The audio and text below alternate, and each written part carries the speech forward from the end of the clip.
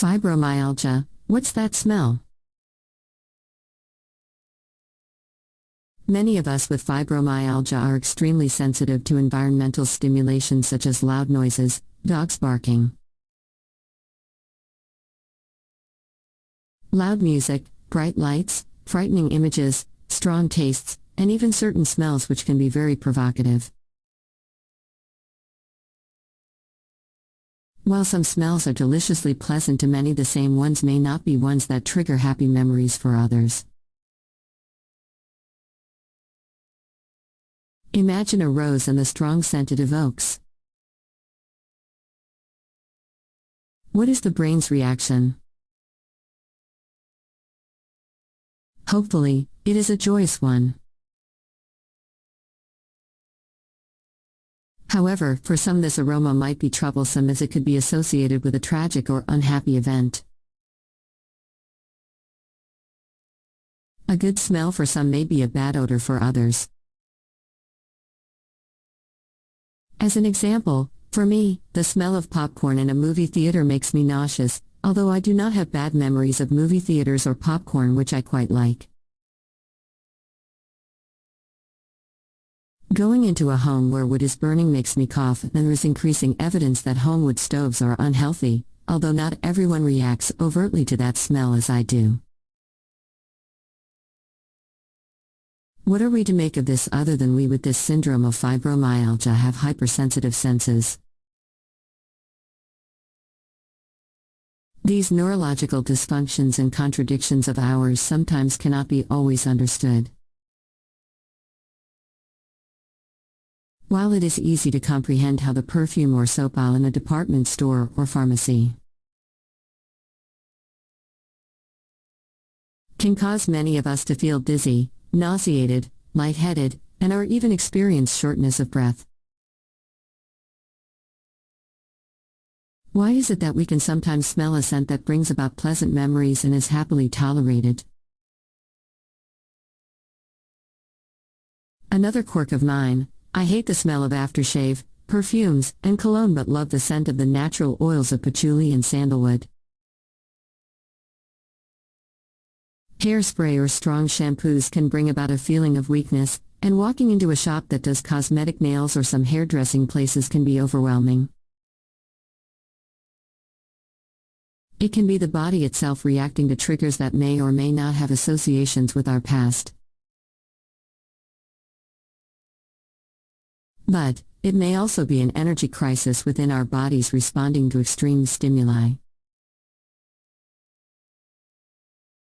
This is the case of multiple chemical sensitivities, MCs, from buildings that are considered sick buildings and in which people develop sensitivities from toxic substances. But I do not work in such places, and I live in a city in which government offices, schools, hospitals, and mostly all public places, excluding malls and theaters, are scent-free. So, I should be able to tolerate most scents that are not chemical in origin. Puzzling, indeed. Have I inherited these tendencies from a mother who responded in a panic to loud noises and would ask repeatedly, "What is that smell?" I can tell immediately if a person has been in a place where food has been cooking. Like my mother, this smell on someone's clothing makes me feel nauseous. So I can say with certainty that odors affect me dramatically, even innocuous ones, and that most of my senses are overactive. Except my hearing, which has deteriorated, but still cannot abide loud noises. But there is another point of view. While I believe that we have an overactive sense of smell, a small study conducted at Tel Aviv University with fibromyalgia volunteers suggests a different story. The research took place in 2014 by Amital, H., Agman Levin, N., et al. With 24 people who had fibro, a control group, and another group of sclerosis patients. The study published in Immunologic Research, Olfactory Impairment in Patients with Fibromyalgia Syndrome and Systemic Sclerosis, suggests the fibromyalgia sample had a worse sense of smell and it impacted taste. They used the sniff and sticks test as their instrument for the testing smell. Since this is a very small sample, it cannot be used as proof that this sense is decreased in fibromyalgia. The jury is still out. Many of us do lose our hearing and have no sense of smell or taste. Still, others cannot bear to be touched, and many more of us are sensitive to light and temperature.